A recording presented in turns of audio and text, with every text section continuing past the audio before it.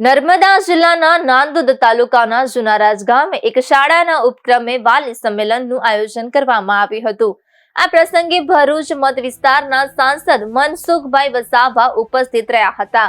સંમેલનમાં સંબોધન કરતા સાંસદે શાળામાં અભ્યાસ કરતા વિદ્યાર્થીઓના વાલીઓને શિક્ષણના મહત્વ અંગે જાગૃત કર્યા હતા। તેમણે કડક શબ્દોમાં જણાવ્યું હતું કે બાળકોના ભવિષ્ય માટે ગુણવત્તાસભર શિક્ષણ ખૂબ જ આવશ્યક છે અને તેમાં વાલીઓની જવાબદારી પણ એટલી જ મહત્વપૂર્ણ છે। આ સાથે તેમણે આ વિસ્તારને ભીલ રાજાને શૂરવીર ભૂમિ તરીકે યાદ કરી ગૌરવ વ્યક્ત કર્યું હતું। તેમણે જણાવ્યું હતું કે આ ધરતી શૂરવીરોની ભૂમિ છે અને તેને વિકાસના માર્ગે આગળ ધપાવવાની જરૂર છે। જુનારાજ ગામના રસ્તા મુદ્દે પણ તેમણે ચર્ચા કરી હતી અને ફોરેસ્ટ વિભાગના કર્મચારીઓને આ મુદ્દે સહકાર આપવા માટે મીડિયાના માધ્યમથી સંદેશ પાઠવ્યો હતો। સાંસદના સંબોધનને ગ્રામજનોએ તાળીઓના ગડગડાટ સાથે વધાવી લીધો હતો। આ કાર્યક્રમમાં મોટી સંખ્યામાં ગ્રામજનો અને વાલીઓ હાજર રહ્યા હતા। સ્વાગત છે। આજે ભરૂચ જિલ્લાના સંસદ સભ્ય એવા મનસુખભાઈ વસાવા સાહેબ આપણે જુનારાજમાં પ્રાથમિક શાળામાં વાલી સંમેલનમાં હાજરી આપી એ બાબતે સાહેબશ્રી પાસે આપણે થોડી પ્રતિક્રિયા લઈએ। સાહેબ, આ બાબતે તમારી શું પ્રતિક્રિયા? જો આજે આ જુનારાજ ગામ એક ઐતિહાસિક ગામ છે। ભીલ રાજાની એક જૂની રાજધાની છે। ત્યાર પછી ગોહિલ વંશના શાસકોએ પણ અહીંયા રાજધાનીમાં રહીને વહીવટ કર્યો છે। સમયની સાથે કરજણ ડેમ બન્યા પછી 19 જેટલા ગામો સ્થળાંતર થયા। એમાં જુનારાજ પણ ડૂબમાં ગયું, પણ કેટલીક જમીનો અહીંયા બાકી રહેશે। એ જમીનો ડૂબતી નથી એટલે એ લોકો અહીંના સ્થાનિક લોકો ખેડે છે અને બધી જ જાતની સુવિધા, ઘાસ ચારો, ઢોરોને પાણી, બળતણ માટે લાકડાથી બધી જ રીતના મનુષ્યના જીવનમાં બધી જ જાતની સુવિધા મળી રહેવાના કારણે ગામ 70 જેટલા જેટલું અહીંયા રહે છે। અને ત્યાર પછી બોટના વ્યવહારમાં જતા હતા લોકો। ત્યાર પછી કાચો રસ્તો બન્યો બધા લોકોના સહયોગથી, ફોરેસ્ટ વિભાગના સહયોગથી, ખાસ કરીને ગણપતભાઈ વસાવા માજી વનમંત્રીના સહયોગથી કાચો રસ્તો બન્યો। ત્યાર પછી ડામર રસ્તો મંજૂર થયો છે 23-24 કરોડના ખર્ચે, પણ કેટલાક વિઘ્ન સંતોષી માણસે કોઈને કોઈ રીતના તપાસ માંગી અને ખોરંભે ચડાવ્યું છે। અને આને લઈને 15 દિવસ પહેલાં મારે આ ગામમાં આવવાનું થયું। એ વખતે રસ્તો ચાલુ થાય એ અંગેની વાત કહેવા માટે હું આવ્યો હતો, પણ ત્યારે કેટલાક ગામના યુવાનો, છોકરાઓએ, ભણેલા ગણેલા છોકરાએ મને એક ચિઠ્ઠી આપી અને ઘરે ચિઠ્ઠી જઈને વાંચી હતી। તેમાં લખ્યું હતું કે સાહેબ, આપણા સ્કૂલના છોકરાને થોડું માર્ગદર્શન આપજો। એકલવ્ય સ્કૂલમાં, આદર્શ નિવાસી શાળામાં, બીજી સારી સ્કૂલમાં આપણા છોકરા જાય, મેડિકલ કોલેજમાં જાય, એન્જિનિયરિંગ કોલેજમાં જાય, એના મનુષ્ય માર્ગદર્શન આપજો।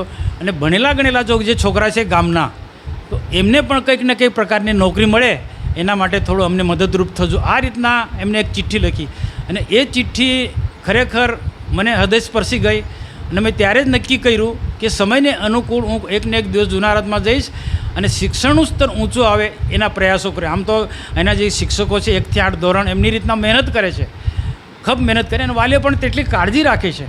પણ જે રસ્તો જે છે, રસ્તો કાચો છે, જંગલમાં થઈને પસાર થાય છે અને ચોમાસામાં તો ઘણી બધી તકલીફ છે ને 5-6 મહિના તો બહુ તકલીફ પડે। એની વચ્ચે એને શિક્ષકો પણ અવરજવર કરે છે, વાલીઓ પણ બધા અવરજવર કરે છે। એટલે જે રીતના જે ડેવલપમેન્ટ ગામનો જે થવો જોઈએ એ નથી થતો। ને શિક્ષણ ક્યારે ઊંચું આવવાનું છે કે ગામનો રસ્તો સારો હોય, ડામર સપાટીવાળો રસ્તો સારો હોય તો જ ગામનું શિક્ષણ ઊંચું આવવાનું છે।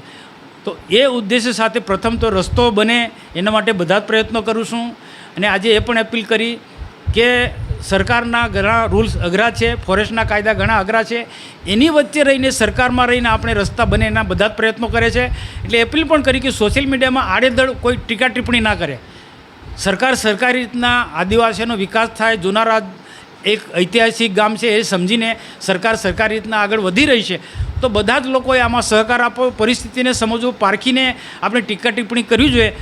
તો બીજી કોઈની વાતમાં નહીં આવવું જોઈએ અને રાજકારણ આ જુનારાજમાં નહીં લાવવું જોઈએ।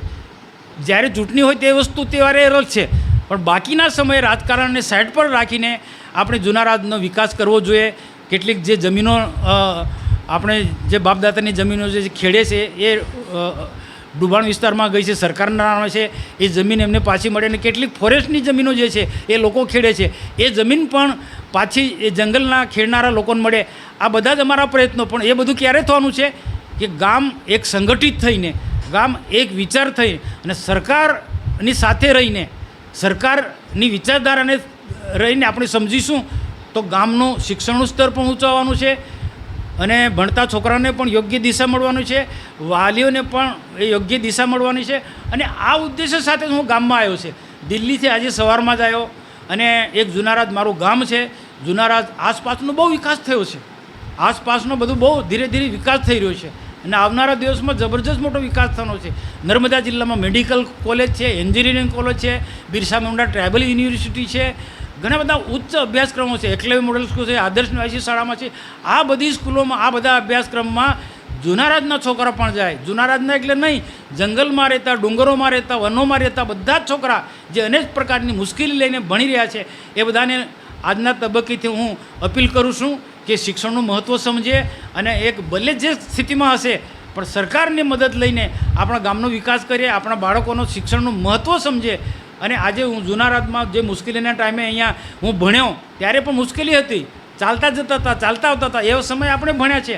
અને આજે હું રાજપીપળામાં ગ્રેજ્યુએટ થયો, અમદાવાદમાં MSW કર્યો, એના જેવી એની મુશ્કેલી નથી. એટલે મુશ્કેલીને એટલા રટણા નહીં કર્યા કરો. જે પણ મુશ્કેલી હશે એ મુશ્કેલી અમે દૂર કરીશું, પણ જે પણ પરિસ્થિતિમાંથી આપણે જેટલી કાળજી રાખવાની છે ગામના આગેવાનો એટલી કાળજી રાખીએ. અને જુનારાજ સહિત આસપાસની અંદર જે પણ બધા ગામો છે, કંજાલ હોય કે પછી ઝરવાણી હોય કે માથાસર હોય કે ડુંગરપટ્ટીના જે બધા ગામો, કમોદિયા હોય કે જે પણ કોઈ હોય, ડુમખલ વિસ્તાર, આ બધા જ ફોરેસ્ટ વિલેજ સાથે જોડાયેલા બધા જ લોકોને કહું છું કે ફોરેસ્ટના કાયદા અઘરા છે, કોઈના હાથનું નથી. અને એ કાયદાઓને સમજીને આપણે વ્યવહારુ બનીને અને ફોરેસ્ટના અધિકારીઓને, ફોરેસ્ટ વિભાગને પણ હું અપીલ કરું છું કે માણસોની ચિંતા કરે, તમે પશુની ચિંતા કરો, જીવજંતુની ચિંતા કરો, સારી બાબત છે. સૃષ્ટિની ચિંતા કરો છો, સારી બાબત છે. વૃક્ષોની ચિંતા કરો છો, સારી બાબત છે. પણ જંગલોની અંદર માનવ જે રહે છે એની પણ ચિંતા કરો, એમની પણ જીવન સારું ઊંચું આવે એ માટે ફોરેસ્ટ વિભાગ પણ સમજે અને એક વ્યવહારુ રસ્તો કાઢે. ઘણા બધા ફોરેસ્ટની અંદર રસ્તા બન્યા છે. આ કમોદિયાનો રસ્તો બન્યો, કંજાલનો રસ્તો બન્યો, ઝરવાણીથી છેક માથાસર સુધી, ડુમખલ સુધીનો રસ્તો બન્યો, આ ફોરેસ્ટમાં જ બન્યો. તો જુનારાજનો રસ્તો પણ આવનારા દિવસમાં બનવા દે એ આજે ફોરેસ્ટ વિભાગને અપીલ કરું છું અને બધા લોકો આને સહયોગ આપે.